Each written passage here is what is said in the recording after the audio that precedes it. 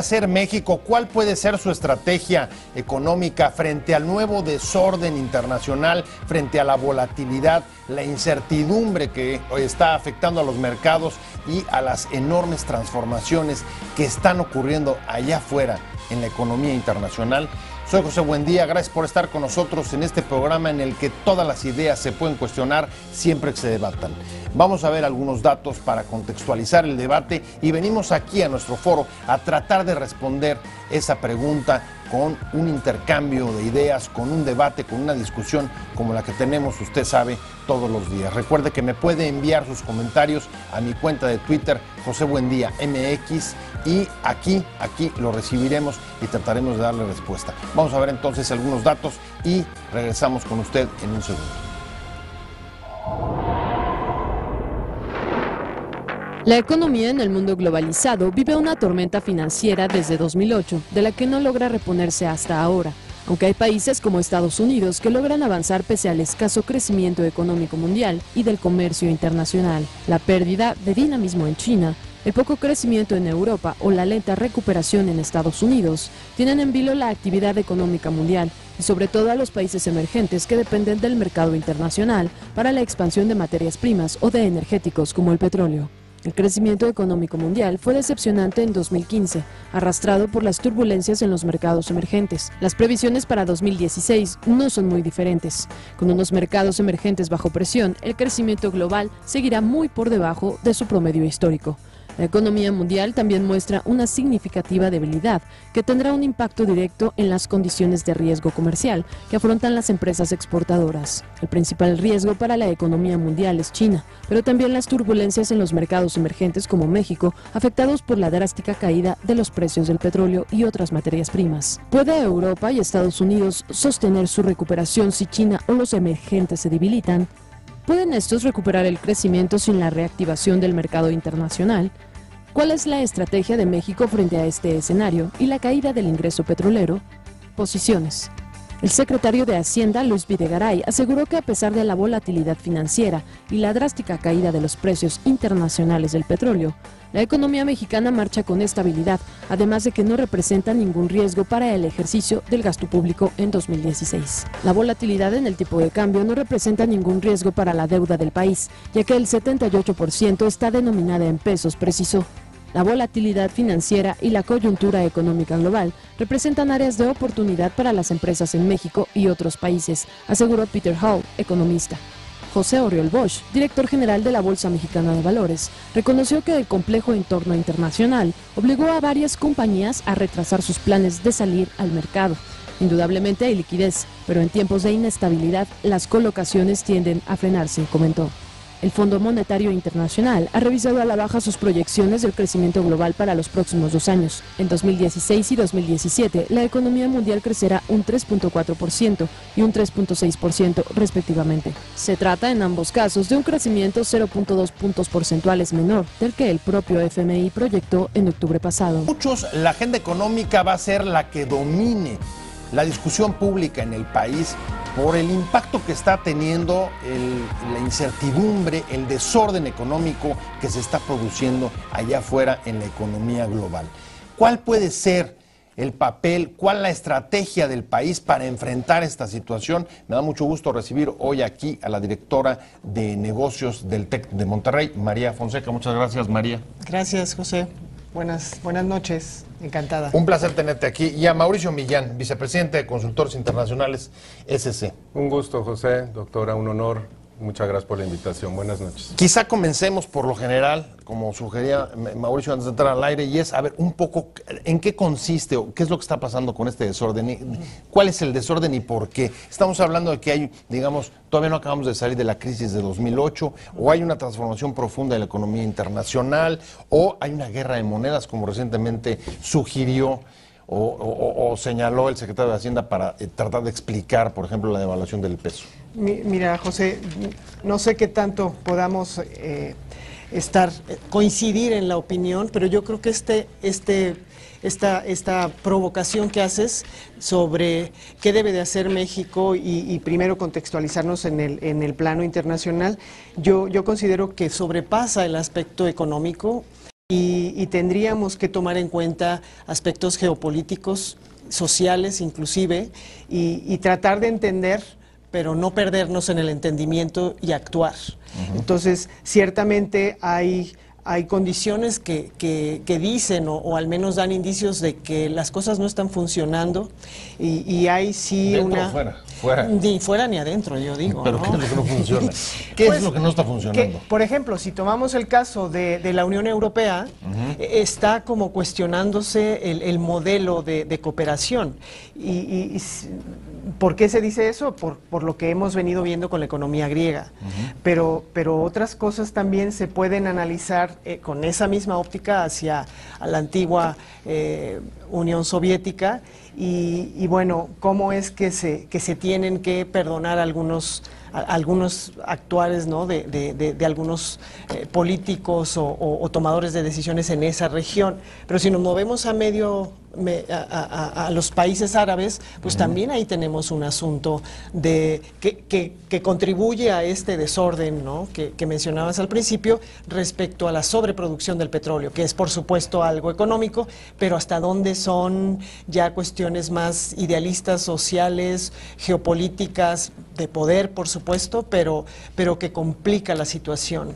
Y si nos movemos hacia América Latina, pues México puede hablar de un crecimiento para nada es lo que se ha venido esperando, pero sí arriba del 2%, pero hablar de Brasil y de Argentina es poner la lupa y ver qué es lo que está ocurriendo con sobre todo América del Sur. Entonces, en el contexto internacional, yo creo que hay aspectos que se combinan en lo social, lo económico, e insisto, ya hablar de bloques, pues necesitamos entender la geopolítica más allá de las fronteras o de lo que podrían ser incluso la desaceleración de China, ¿no?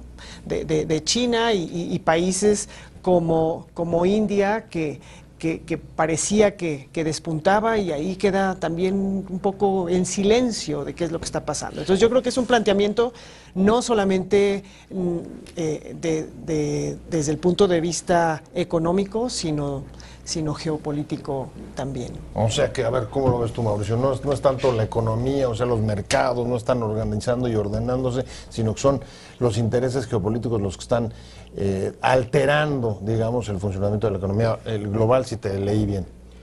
¿Estás de acuerdo? Es un tema, o no tanto. Más allá de la guerra de divisas, José, es un tema de una guerra fría financiera, como tal, que empezó hace varios años y que claramente la están ganando los Estados Unidos de América, por todos lados. Están comprando al mundo a un 27% de descuento y que todo esto empezó como reacción primaria desde el 2008 con la crisis subprime, en donde para restablecer toda la base de su mercado interno y su hegemonía económica, y que al paralelo,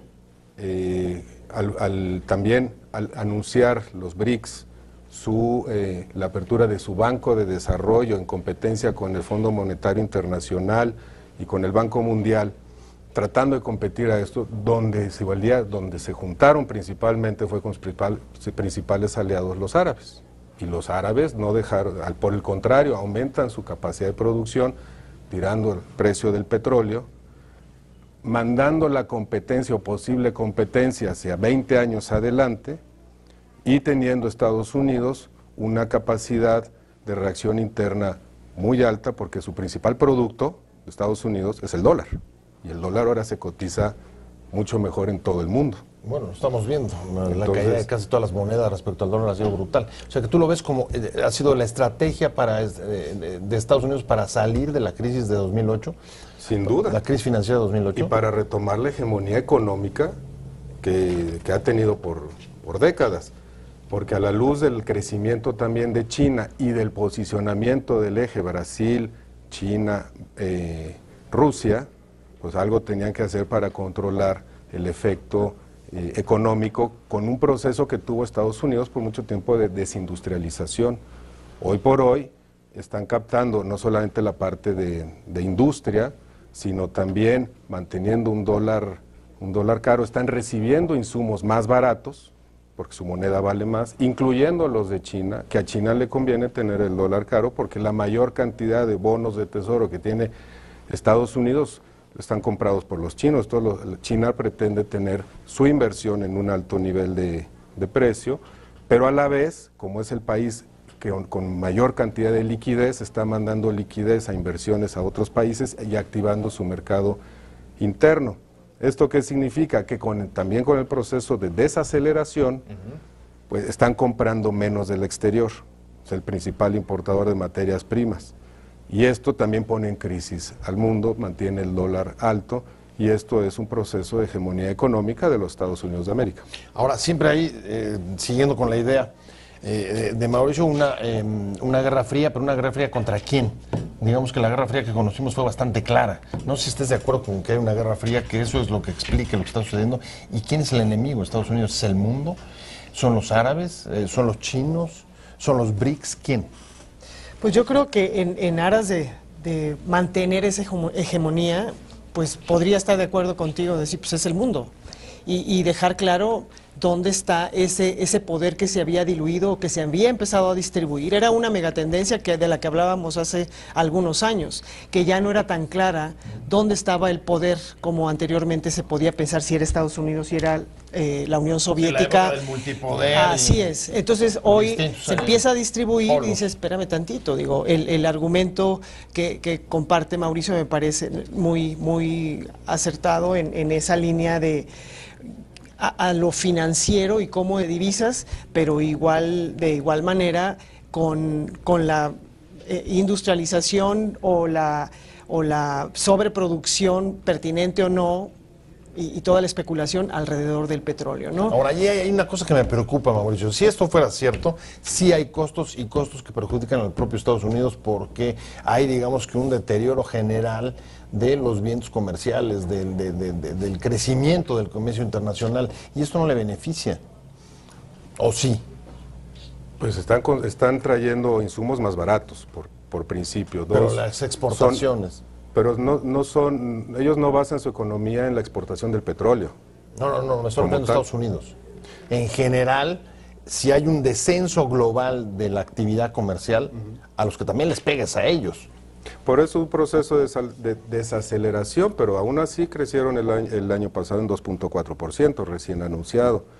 Se espera que para este año se mantengan entre el 1.8 y 2.2. Lo que pasa es que ellos de lo que están saliendo es de esa política económica, digamos, acomoditicia, en el que bajan las tasas de interés, dan mucho crédito. Ahora, al subir la tasa de interés, están limitando el crédito, eso limita el consumo y eso es un proceso que internamente a lo mejor no les conviene, pero ellos siguen comprando el mundo, por un lado. Dos, el precio del petróleo, ellos lo compran más barato y no depender su economía de la venta del petróleo. Al final de cuentas, lo que están haciendo es mantener su principal producto, que es el dólar, lo mantienen alto.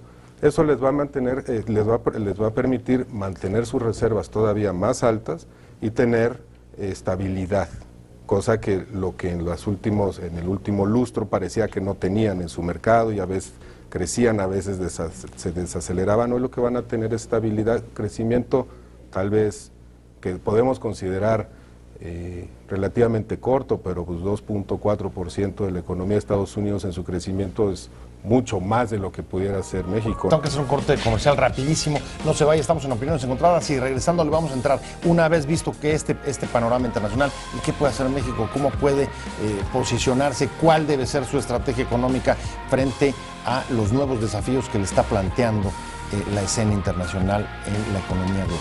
Estamos hablando con la doctora María Fonseca, directora de la Escuela de Negocios del TEC, con Mauricio Millán, vicepresidente de Consultores Internacionales SC, y se incorpora también Gabriel Farfán. Gabriel, gracias. Un placer que hayas llegado, profesor investigador de la Ibero y además consultor internacional. Muchas gracias, Pepe. Pues esa es la pregunta que está sobre la mesa y si quieren vamos de allá para acá. Mauricio, ¿qué debe hacer México? ¿Está haciendo el gobierno mexicano lo correcto frente a la situación internacional o no? Y si no, ¿qué es lo que debería de hacer? Mira, siempre hay las dos posturas, en los dos extremos, ¿no? Entre lo que se está haciendo muy bien y entre lo que no se está haciendo. Más de lo que está haciendo mal, yo me iría con lo que está faltando. ¿qué está faltando realmente aquí en México? Está faltando, por principio, verdadera política industrial que esté alineada a lo que es el futuro que queremos. Desde el punto de vista de las reformas estructurales, hemos venido avanzando, sin lugar a dudas, se han venido plasmando efectos en algunas de ellas, pero también han sido, digamos, neutralizados estos efectos por reformas como la fiscal, que neutraliza los buenos esfuerzos. Entonces, a veces hago como la símil de una rueda de la fortuna, que es mucho esfuerzo para empezarse a mover, pero llega al mismo punto. Entonces, lo que necesitamos es movernos, y sí, movernos en función de una visión de largo plazo, que a través de una política industrial de incentivar el valor agregado interno de nuestras cadenas productivas, ese es, digamos, en nuestra forma de ver, el gran camino que todavía tenemos mucho por recorrer.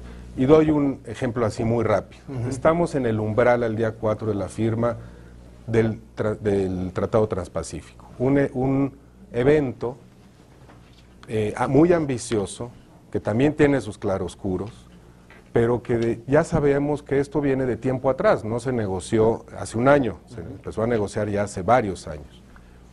Y las políticas de orientación hacia el proceso de internacionalización de empresas ha sido muy corto. Entonces, lo que estamos haciendo es llegando tarde a los eventos. Eso es una de las premisas que ha sido una constancia, que estamos llegando tarde.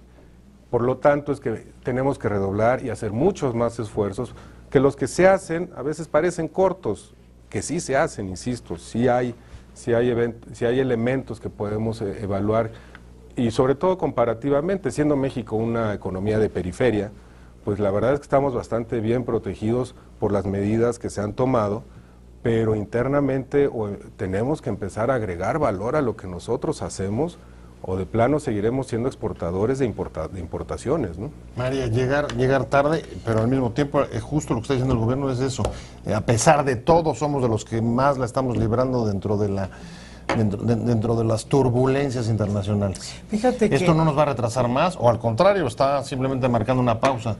Yo ese último comentario diría, me suena más a mal de muchos, consuelo de tontos, y yo haría más énfasis en lo que Mauricio nos acaba de compartir, en esa necesidad de visión a largo plazo y en una cultura empresarial, pero de ciudadanía involucrada también en el quehacer. Y lo escuchaba y pensaba, perdón por no negar la cruz de mi parroquia, pero es un poco debemos lograr conseguir que el gobierno sea más emprendedor que político. ¿Qué quiero decir con esto? Que las intenciones se quedan en eso, y el trazo de una política que no la ejecutamos, y venimos llegando tarde a muchos eventos, pero además dejando de entrarle, y por eso digo, no solamente el gobierno, sino la iniciativa privada, las instituciones, ¿no?, que arropan todo esto, y a esa política industrial, el tema de la innovación, con todas esas reformas estructurales que fueron históricas. Es cómo es posible que México sea el 13º receptor de inversión extranjera directa, pero el último lugar en apoyo a investigación y desarrollo, de acuerdo a la OSD. Entonces, eso nos habla de una necesidad imperante y ya urgente de que reforcemos en esa búsqueda de una verdadera política industrial que dé impulso al valor a través de la innovación, desde la formación básica hasta la formación superior, pero también en una cultura empresarial a la luz de esa pues calidad que decimos tener, pero a un costo muy alto para lo que estamos consiguiendo. Don Gabriel Farbán, llegamos tarde, cambios de enfoques, cambios de cultura, y el gobierno lo que dice es, a ver, ni le muevan mucho porque todo lo que está pasando viene de afuera, y más bien lo que estamos es aguantando y resistiendo y saliendo mejor librados que en otros países. ¿Cómo ves tú? Mira, la verdad es que se ha dado un debate. ¿Dónde te colocas dentro de esta mesa? Mira, se ha dado un debate. Me gusta mucho lo que están diciendo, bueno, tanto Mauricio como María Fonseca, porque esto de llegar tarde tiene no solamente el tema de Transpacífico, no solamente el tema de un gobierno mucho más emprendedor, sino un gobierno que impulsó reformas estructurales, pero que el concierto internacional, el entorno internacional, no fue precisamente favorable. Llegamos a destiempo. Mira, hay 3 datos que quiero yo enfatizar para un poco, digamos, contextualizar lo que yo estoy tratando de decirles.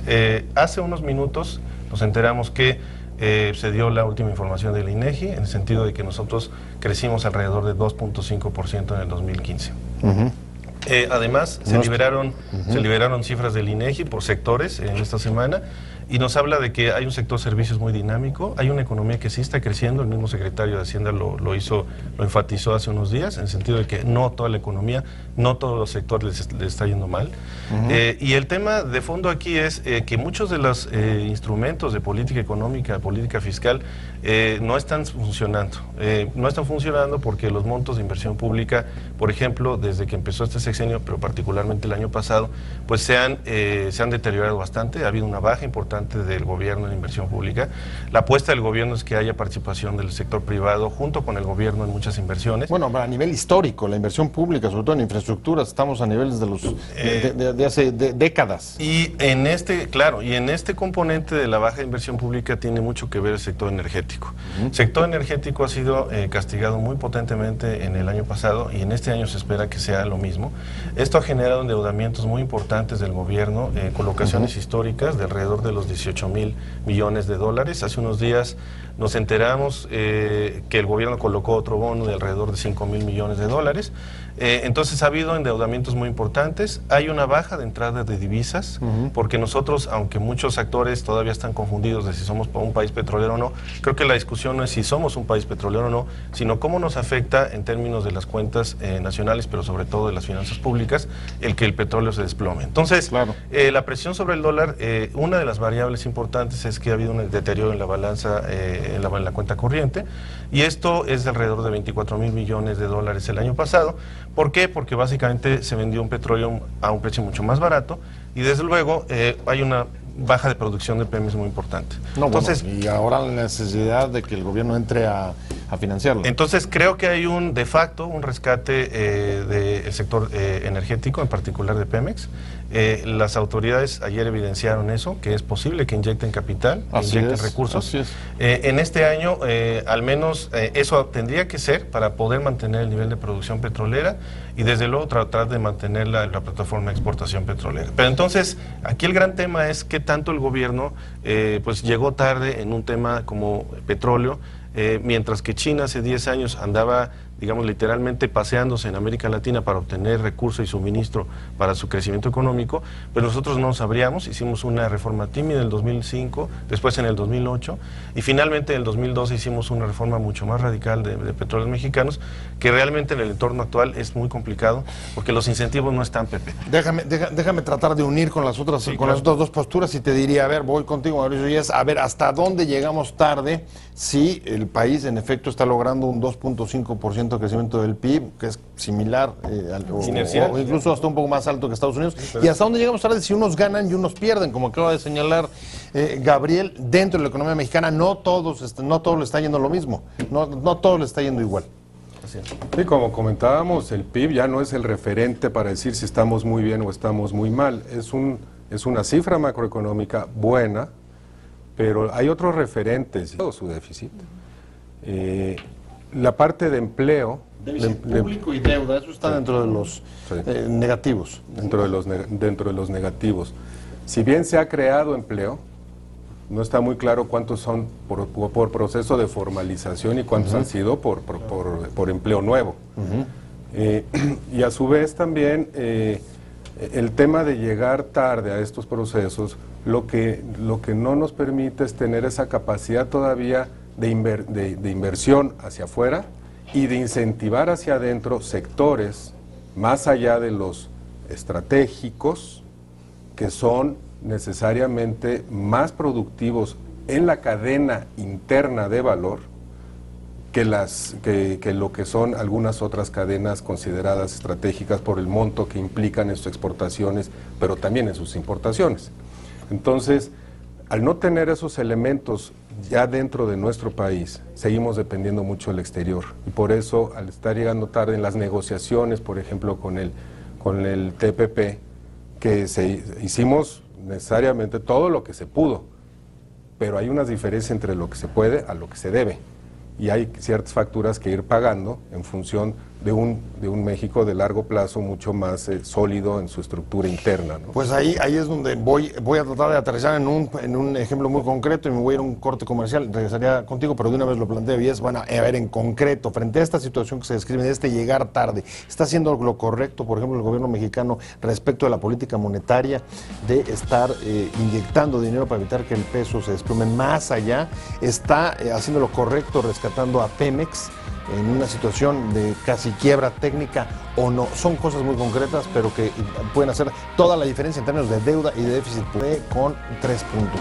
Dólar, petróleo, inflación y cómo esto va a afectar a la evolución de la economía mexicana. Si estás de acuerdo o no con lo que está haciendo el gobierno. Mira, yo creo que en el tema de política monetaria se tiene que seguir cuidando de alguna manera para esa digamos, contención de lo que puede desplomarse todavía más el valor del peso frente al dólar. Dejo a mis compañeros de mesa para ahondar en ese tema. En lo que respecta a Pemex, creo que ahí tiene que ver más una cuestión sindical y de intereses políticos que nos están costando, y hasta dónde lo vamos a seguir viendo, pues creo yo que hasta que de verdad entre la reforma energética, que empezará, yo creo, a reflejarse más allá del 2018. Y en el tema de los indicadores o de las premisas de Banco de México a contener una inflación y a decir no subimos de esa inflación, pues no veo más remedio que seguir caminando en el rumbo de la transparencia, de una mejor gobernanza, que esa visión de largo plazo y ese actuar en consecuencia son necesarios. Y si no, pues vamos a seguir viendo o aguantando los embates de una economía que si bien, como bien la mencionas, es una economía periferia, pero al mismo tiempo residual en cuanto al valor que podemos generar como economía mexicana, que debiera estar en las primeras 10 del mundo. Gabriel Farfán, ¿estás de acuerdo o no con el gobierno? Porque estamos haciendo lo mismo de los últimos casi 20 años, las últimas 2 décadas. La política ha sido casi invariable, pase lo que pase allá afuera. Mira, la política monetaria es de las pocas políticas que están íntimamente vinculadas al exterior. Realmente tratar como se hizo en los 90s y en otros países, o se haya intentado defender el tipo de cambio o llevar una política monetaria independiente de la economía global, realmente no te lleva a ningún lado. Eso lo aprendimos con un trago muy amargo en los 90s, a principios de los 90s, y creo que la política monetaria en ese sentido se tiene que ajustar y ser lo más libre y flexible posible a lo que el mercado decida, aún si es una especulación muy potente como lo ha ocurrido con el peso. Ahora, en el tema del país, yo creo que, y hablando un tema de Pemex, porque está de moda ahorita hablar de Pemex, creo que ya es irreversible el que podamos decir, por los indicadores que tenemos en la información, que vamos hacia una etapa postpetrolera. Un estado postpetrolero no significa un país postpetrolero, significa un gobierno desconectado de los ingresos petroleros, y significa un sector público que haga mucho más esfuerzo en vincular la política fiscal, la impositiva desde luego y la de gasto, con la iniciativa privada en un sentido productivo y de emprendedurismo. Realmente no podemos seguir dependiendo financieramente de ese sector. A ver, entonces, y tenemos que armar lazos con el sector privado. Lo que se desprende de tus palabras es clarísimo. O sea, hay cosas que evidentemente vienen de fuera, pero hay muchísimas cosas que nosotros podemos estar haciendo dentro. Por ejemplo, aceptar que la época del financiamiento financiamiento de petrolero, Mauricio, se acabó. Se terminó. Financiamiento público. Eso Es como cuando el Enequén se terminó en Yucatán. Se nos acabó el cochinito. Sí, se acabó. Sí, se acabó eso. Ahora, igual que el paso de la edad de piedra a la edad de hierro, ¿no? O sea, pasó a la edad de hierro sin que se acabaran las piedras. México requiere tener un fundamento mayor a lo que ha sido el petróleo, que las tenemos que estar aprendiendo a la brava, ni modo, por un lado. Por el otro, con relación a la inquietud, sí, México ahorita lo que más debe hacer sí es controlar la inflación, porque sería una perversidad soltar la inflación, inyectarle dinero. Las recetas del gobierno, digamos la ortodoxia, estarían todos de acuerdo en que la ortodoxia funciona. A pesar de que se te caiga, por ejemplo, la inversión en infraestructura al nivel de la Segunda Guerra Mundial. Porque no estamos dispuestos como país a hacer cosas verdaderamente radicales. Eso es lo que opino.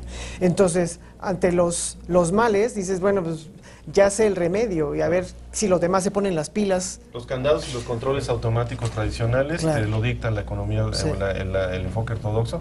Y si no hay una reforma de fondo profunda de los actores económicos y de la manera en que el gobierno entiende la promoción y el crecimiento económico, lo mejor es irse, digamos, por el camino seguro. El camino seguro. Pero entonces eso significa que siempre vamos a seguir llegando tarde. No sé, pregunto. Manera. Bueno, la verdad, Pemex la lanzaron a competir con empresas petroleras a nivel mundial. Entonces, los cambios que se vengan en Pemex va a ser, como bien lo dijo Mauricio, pues un trago amargo a la fuerza.